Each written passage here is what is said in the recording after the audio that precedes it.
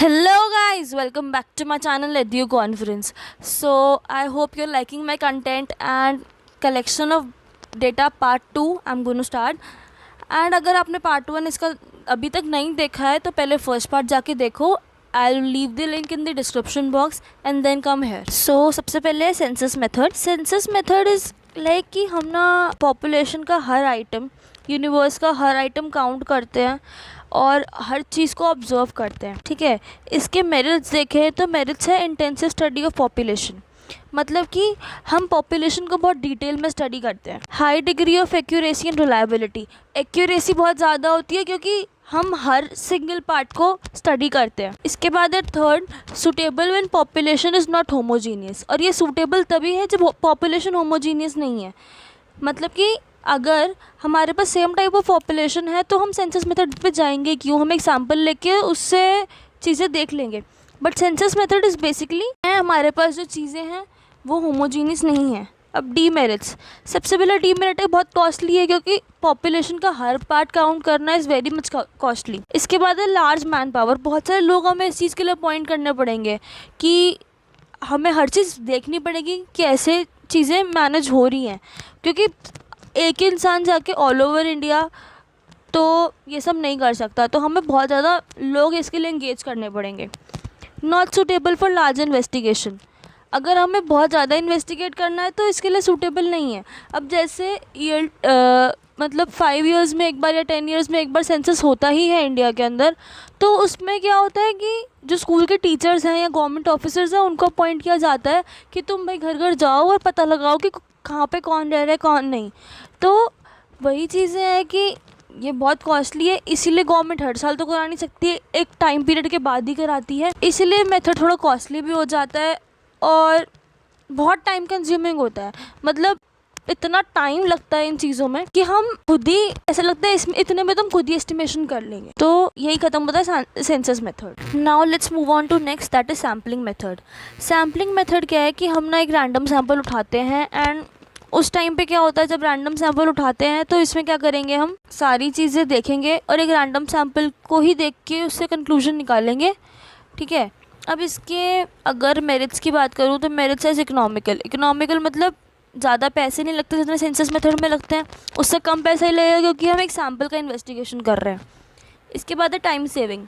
Time saving इसलिए क्योंकि जितना सेंसस में टाइम लगता है उससे कम लगेगा. जस्ट बिकॉज क्योंकि उसमें तो हमें बहुत लंबा टाइम पीरियड चाहिए पर ये शायद शॉर्टर ड्यूरेशन में हो जाएगा. अब है identification of errors. Identification of errors मतलब हम हर चीज़ आइडेंटिफाई कर देंगे और उसको देखते रहेंगे और आगे बढ़ते रहेंगे. इसके बाद है लार्ज इन्वेस्टिगेशन. लार्ज इन्वेस्टिगेशन में क्या है, बहुत सारे मतलब एक छोटे से सैम्पल को ही देख के हम बहुत बड़ी पॉपुलेशन का अंदाज़ा लगा सकते हैं. एक अप्रॉक्सीमेट आइडिया हमारे पास आ जाएगा कि क्या ऑल ओवर इंडिया चल रहा है. इसके बाद है एडमिनिस्ट्रेटिव कन्वीनियंस. इसका मतलब ये है कि जो स्केल ऑफ ऑपरेशन है वो लो रहेगा तो प्लानिंग, ऑर्गेनाइजिंग, सुपरविजन सब कुछ बहुत अच्छे से मैनेज होके हो सकती है. मोर साइंटिफिक इसलिए क्योंकि सेंसस से ज़्यादा इसकी पॉसिबिलिटी है कि अच्छे रिजल्ट्स निकाल के हमें दे सके. इसके बाद है demerits. Let's move on to demerits. Demerits is partial मतलब आधी इन्फॉर्मेशन होगी तो क्या पता रिजल्ट सही आए या ना आए. रॉन्ग कंक्लूजन्स हो सकता है कि हम एक सैम्पल को देख के कुछ रॉन्ग कंक्लूजन्स लेकर आ रहे हों. Difficulty in selecting. अब अगर हमने सैम्पल ही गलत चूज़ किया तो हमारे पास सही चीज़ें कैसे रिकॉर्ड हो सकती हैं. ये थोड़ा हमारे लिए प्रॉब्लमेटिक है कि हम एक रिप्रेजेंटेटिव सैम्पल ढंग से चुनें ताकि वो हमें ढंग का conclusion they. Difficulty in framing a sample frame करने में हो सकता है डिफ़िकल्टी हो. क्योंकि हमारे पास इतनी बड़ी पॉपुलेशन है तो हमें खुद को ही समझ नहीं आएगा कि हमें कहाँ से क्या लेना है. स्पेशलाइज नॉलेज इस चीज़ के लिए हो सकता है कि स्पेशलाइज नॉलेज ना हो किसी के पास, तो ये भी एक बैकलॉग हो जाएगा हमारे लिए. सो अब चलते हैं टाइप्स ऑफ सैम्पलिंग की तरफ. टाइप्स ऑफ सैम्पलिंग में 2 टाइप्स हैं सैम्पलिंग के, random sampling and non random sampling. 2 चीज़ें.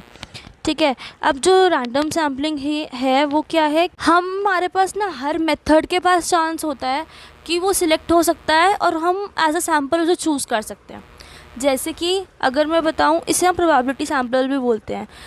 मतलब इंडिपेंडेंटली हम किसी को भी चूज़ कर सकते हैं सैम्पल एज अ सैम्पल, और प्रोबेबिलिटी हर किसी की होती है कि वो चूज़ हो सके। अब नेक्स्ट है non random sampling. Non random sampling is a method, मतलब जिसमें क्या होता है कि सैम्पल इन्वेस्टिगेटर के जजमेंट या उसके एक्सपीरियंस पर डिपेंड करता है कि हाँ हम इस चीज़ को सैम्पल लेके एक्यूरेसी तक पहुंच सकते हैं। अब आता है टाइप्स ऑफ रैंडम सैम्पलिंग। इसमें क्या है कि दो टाइप्स है रैंडम सैम्पलिंग की, that is simple random sampling and restricted random sampling. Simple random sampling में क्या है कि हर आइटम के पास एक चांस है कि वो ना सिलेक्ट हो सकता है। पर रिस्ट्रिक्टेड रैंडम सैम्पलिंग क्या होती है कि कुछ रिस्ट्रिक्शंस, कुछ रूल्स एंड रेगुलेशंस के बेसिस पे हम सैम्पल सिलेक्ट करते हैं। सो हम नेक्स्ट टॉपिक की तरफ बढ़ते हैं, that is types of restricted random sampling, right. सबसे पहला है स्ट्रैटिफाइड रैंडम सैम्पलिंग। इसके अंदर क्या होता है, इस मेथड में जो यूनिवर्स है, जो भी एंटायर पॉपुलेशन है, उसको हम नंबर ऑफ़ ग्रुप्स या फिर स्ट्रेटा में डिवाइड करते हैं, और हर ग्रुप में से कुछ किसी भी आइटम को निकाला जा सकता है एट रैंडम, तो इसे बोलते हैं स्ट्रैटिफाइड रैंडम सैम्पलिंग। नेक्स्ट इस सिस्टमैटिक रैंडम सैम्पलिंग। अब इसमें क्या है कि जो कंप्लीट लिस्ट है पॉपुलेशन की, उसमें से हम nth आइटम को लेते हैं लिस्ट में से। मतलब हमने डिसाइड कर दिया कि हमें 10th आइटम लेना है इस लिस्ट, मतलब एवरी 10th आइटम लेना है, तो हम उसी को एज अ सैम्पल यूज़ करेंगे। इसके बाद है क्लस्टर सैम्पलिंग। इसके अंदर जो टोटल पॉपुलेशन है वो कुछ ना रीजन्स में है, हम डिवाइड कर देते हैं, उन रीजन्स को हम क्लस्टर्स बोलते हैं, ठीक है। और इन क्लस्टर्स को हम रैंडमली चूज़ करते हैं, और जितने भी सिलेक्टेड क्लस्टर्स होते हैं वो हम सैम्पल में इंक्लूड कर लेते हैं। इसके बाद है मल्टी स्टेज सैम्पलिंग। ये एक्सटेंशन है क्लस्टर सैम्पल का। इसके अंदर मल्टीपल स्टेजेस ऑफ सैम्पलिंग होती है, ठीक है ना। जैसे 2-3 स्टेजेस, 4 स्टेजेस, 5 स्टेजेस तक हम सैम्पलिंग कर सकते हैं। So okay, let's move on to our next topic, that is types of non random sampling. अब इसमें फर्स्ट है जजमेंट सैम्पलिंग। इस मेथड के अंदर हमारे पास चॉइस होती है कि इन्वेस्टिगेटर की जजमेंट है, हम उसी पे काम करेंगे, उसके अलावा हम कोई इफ एंड बट्स नहीं करेंगे, and we'll do the sampling upon that only. फिर है कोटा सैम्पलिंग। इस मेथड के अंदर जो भी आइटम्स है पॉपुलेशन के, हम बहुत सारे ग्रुप्स में डिवाइड कर देंगे उसे, और उसे हम क्या बोलेंगे, उसको बोलेंगे कोटा, ठीक है।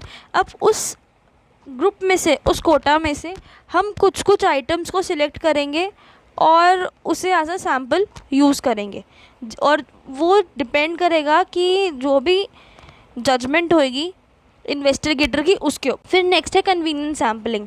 इस मेथड के अंदर हम जो सैम्पल यूनिट्स हैं इन्वेस्टिगेटर की, उसको स्पेशल अटेंशन देंगे उसकी कन्वीनियंस के हिसाब से। So the next topic comes here in is principle of sampling. अब प्रिंसिपल्स ऑफ सैम्पलिंग क्या है, दो इम्पॉर्टेंट प्रिंसिपल्स हैं जो कि सैम्पलिंग की थ्योरी पे बेस्ड है, that is first one is law of statistical regularity. इसमें क्या है, हम रैंडम सैम्पल लेते हैं एक्यूरेट साइज़ का लार्ज पॉपुलेशन से, और हम ये सोचते हैं कि सेम कैरेक्टरिस्टिक्स होंगी जैसी पॉपुलेशन के अंदर है, हम ये अज्यूम करते हैं, ठीक है। And then the second is law of inertia of large numbers. इसके अंदर क्या है कि ये बताता है जो एग्रीगेट्स और एवरेजेस हैं, अगर हम वो लार्ज ग्रुप से लेते हैं तो वो ज़्यादा स्टेबल होते हैं रादर देन स्मॉल ग्रुप। मतलब कि लार्ज साइज़ हमें लेना चाहिए सैम्पल का, ना कि स्मॉल साइज़, ताकि एक्यूरेट रिजल्ट्स आएँ। The next topic comes in here is statistical errors. इसके अंदर क्या है, ये स्टैटिस्टिकल एरर क्या होता है, जो भी डिफरेंस बिटवीन होता है कलेक्टेड डेटा और actual value of facts, that is statistical errors, ठीक है। अब स्टैटिस्टिकल एरर्स के हमारे पास 3 सोर्सेज हैं। वो सोर्सेज क्या है, सबसे पहला ओरिजिन। ओरिजिन में क्या है कि हमारे पास ना ही प्रॉपर डेफिनेशन है सब्जेक्ट मैटर का, ठीक है, या फिर हो सकता है कि हमारा इन्वेस्टिगेटर बायस हो, या फिर हमारा क्वेश्चन है डिफेक्टिव हो, या फिर सैम्पलिंग हमने ढंग से नहीं करी है, या फिर बहुत सारी चीज़ें हो सकती हैं। अब नेक्स्ट है मैनिपुलेशन। मैनिपुलेशन मतलब कि काउंटिंग में, मेजरमेंट में, डिस्क्रिप्शन में, या फिर वेरियस फिगर्स में कुछ प्रॉब्लम आ रही है। इनएडिक्वेसी, अब इसमें क्या है कि इनएडिक्वेसी मतलब डेटा इनकम्प्लीट है या अनरिप्रेजेंटेटिव है। Now comes in types of statistical errors. अब जो टाइप्स ऑफ स्टैटिस्टिकल एरर्स हैं, इसमें हम इसे 4 पार्ट्स में क्लासीफाई कर सकते हैं बेसिकली, ठीक है। सबसे पहला सैम्पलिंग एरर्स। सैम्पलिंग एरर्स मतलब हमें ना सैम्पल ही चूज़ करने में दिक्कत आ गई है, ठीक है, या फिर हम एक्चुअल वैल्यू निकाल नहीं पाए हैं कि हम क्या सैम्पल ले सकें, तो that is sampling error. Non sampling error मतलब कि रिकॉर्ड करने में या टैबुलेट करने में, इन सब चीज़ों में हमसे गलतियाँ हो गई हैं। फिर आता है बायस्ड एरर। बायस्ड एरर मतलब जैसे या तो हमारा इन्वेस्टिगेटर ही बायस है, इन्फॉर्मेंट ही बायस है, इंस्ट्रूमेंट नहीं चल रहा कोई काउंटिंग मेजरमेंट का या कुछ भी, ठीक है। नेक्स्ट आता है अनबायस्ड एरर। अनबायस्ड एरर मतलब या तो वो बाय चांस हो चुका है या फिर हम कोई प्रिंसिपल फॉलो करना भूल गए जिसकी वजह से वो एरर आ रहा है, that is unbiased error. Now let's move on to sources of secondary data. अब सोर्सेज ऑफ सेकेंडरी डेटा 2 हो सकते हैं, या तो पब्लिश्ड या अनपब्लिश्ड। अब पब्लिश्ड क्या हो सकता है, जैसे हमने वो डेटा कहीं पब्लिश कर दिया, जैसे नेशनल गवर्नमेंट ने या स्टेट गवर्नमेंट ने, किसी प्राइवेट इंस्टीट्यूशन ने इसे न्यूज़पेपर में छाप दिया या फिर इंटरनेट पर डाल दिया या फिर कहीं भी, ठीक है, तो वो ऑलरेडी कहीं है, दैट इज़ पब्लिश्ड, ठीक है ना। अब अनपब्लिश्ड मतलब जो डेटा हमने ना मतलब किसी से लिया है बट वो कहीं पे भी पब्लिश्ड नहीं है, कहीं पे भी न्यूज़पेपर में या कहीं पे भी, ठीक है ना। इसके बाद आता है इसके प्रिकॉशंस। अब इसके प्रिकॉशंस पर आऊँ तो सबसे पहला है रिलायबिलिटी ऑफ डेटा। मतलब डेटा अगर हम कहीं पे भी देख रहे हैं तो वो मतलब किसी एक एक्सपीरियंस एजेंसी सोर्स ने कलेक्ट किया हो, ठीक है, ताकि हम उस पर रिलाई कर सकें। सूटेबिलिटी ऑफ डेटा मतलब जो इन्वेस्टिगेशन है, जिस भी इन्वेस्टिगेटर ने करी है, वो इंसान जो है मतलब प्रॉपर इन्वेस्टिगेटर हो, जिसे हर चीज़ पता हो कि कैसे करनी है और कैसे नहीं। Census and sampling method.